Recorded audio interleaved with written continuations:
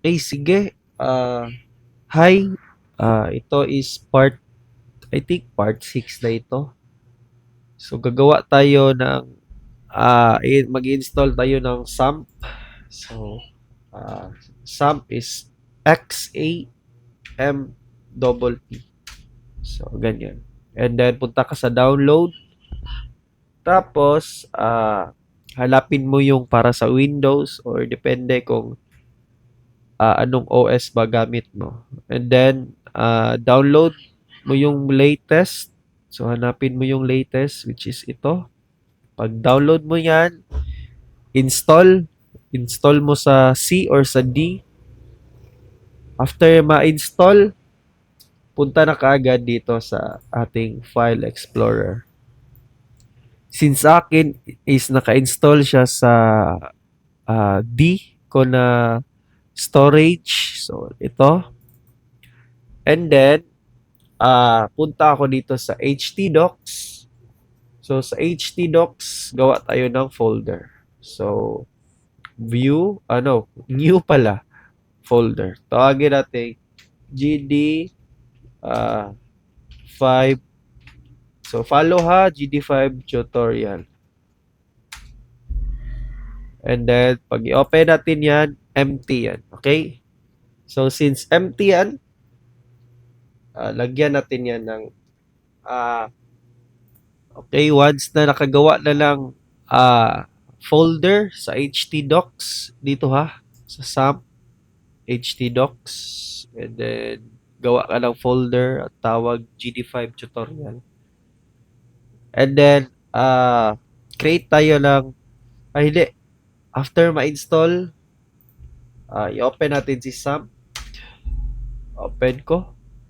So, pag na-open ko na, ito yung face ni SAMP. Start natin yung Apache at saka MySQL.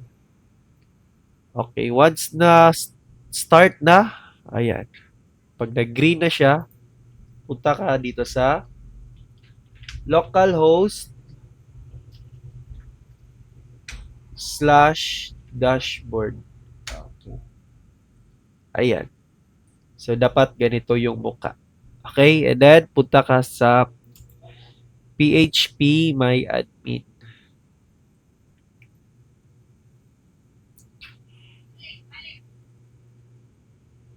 So, medyo matagal-tagal yan kasi nandyan yung mga database, sample database ko sa mga previous na mga tutorial at saka project ko.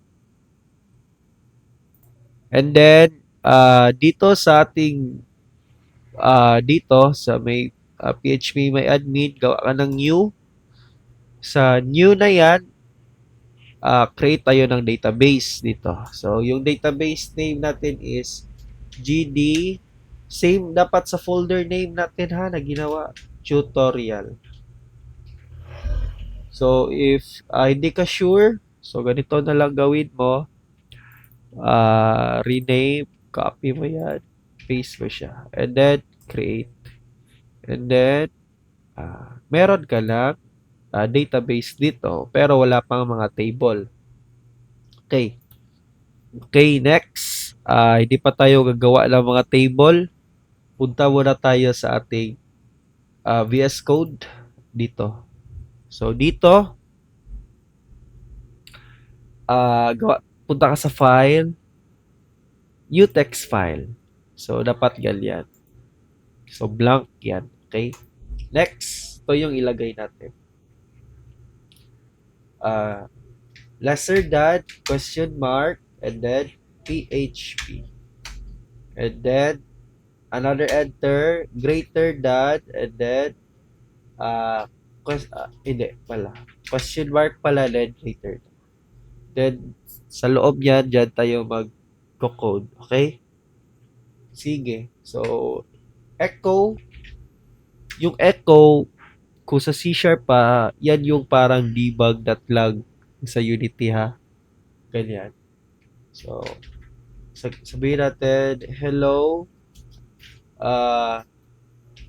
today is space, concatenate sa echo is dot, and then date. Sa date, ah, parenthesis, double quote, lagyan natin siya ng format, year, dash month, dash day, space, H, which is the hours, and then I, and then S. So, ganyan. And then, save natin. Pag save, may lalabas na, save as. Punta ka dito sa ating, sa SAM, htdocs, and then sa GD5 tutorial. Okay? And then, tawagin natin itong get date .php. So, dapat naka-save as. So, kung wala kang nakita dito na .php, so, pero iba kasi hindi nila nakikita yung PHP. So, pag wala, itong all files lang, ha? Okay. Ganyan lang. As long as merong .php. Tapos, save as all files. Then, save. Pag na-save na yan, punta ka dito sa ating File Explorer, sa SAM, and then punta ka dito sa htdocs, GD5 tutorial, ayun, nandyan na yung PHP script natin. So, pag once i-open natin yan, ito yung lalabas. Okay, remember ha, get date.php. Okay, punta kay browser. So, ganyan. Ilagay natin dito localhost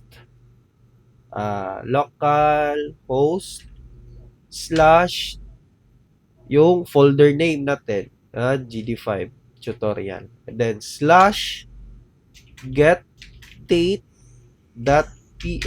and then enter. Ayun, lumabas yung date. Yeah, lumabas yung date. Ayan. So, nag-gets ba? Okay, next. Tawagin natin yan sa Unity natin. Since meron na tayong API or yung link or yung path, gawin natin is gawa tayo ng script. Okay? Punta ka Unity. Sorry. Not feeling well kasi. So, create empty. Tawagin natin itong web request testing. And then, add, hindi pa pala. Gawa pala tayo ng script. So, create mono behavior. Tawagin natin web requesting. Ayan. Then, sa web request testing, add component, si web. Hala pa, nagko-compile pa pala. So, relax lang muna. Okay, tapos na mag-compile, add si web requesting, and then open web requesting. Okay, dito, gawa tayo ng using Unity engine .networking. Ayun. Okay. Next, tanggalin natin itong update. Hindi natin kailangan. Pati itong comment na ito. Ayoko yan. And then, gawa tayo ng enumerator. So, since gagawa tayo ng enumerator na function, kailangan natin mag-add pa pala nito. Using system.collections.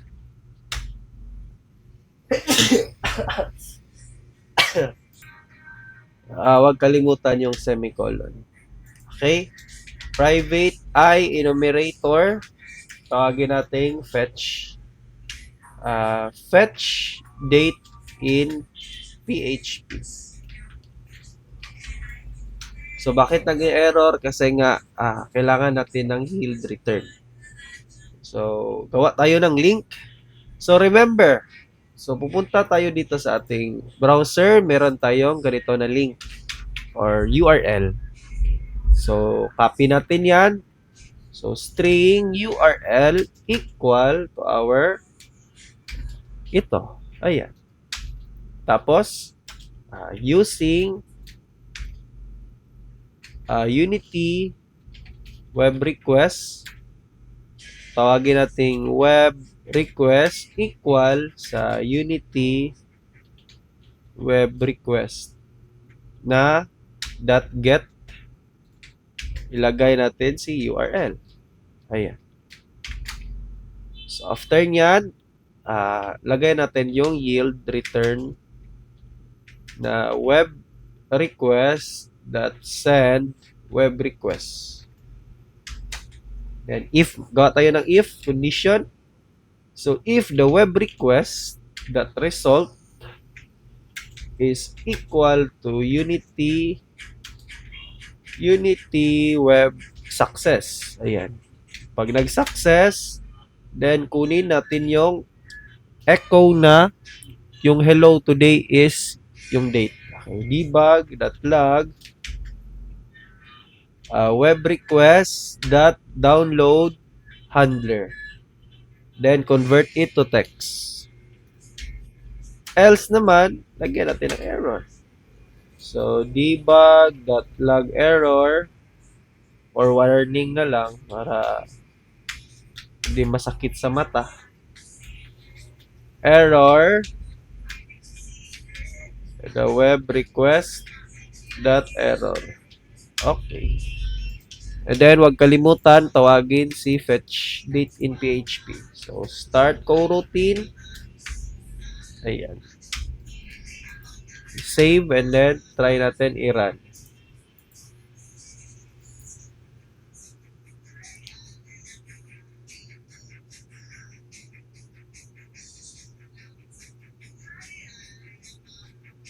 Okay, run. Dapat sa console, lalabas itong hello today is ganyan. Ayun, lumabas nga. 'Di ba? So, it means, nakagawa tayo ng connection within Unity to our SAM. Dito, which is galing sa SAM, htdocs, and then itong folder na ito. So, yan yung tutorial natin para sa SAM. Okay. So, magagamit natin si JSON array para mag-save ng data sa ating database na MySQL. So, yan lang muna. Then, next is, pwede na nating i-save yung nakasave dito papunta sa database na MySQL. Okay.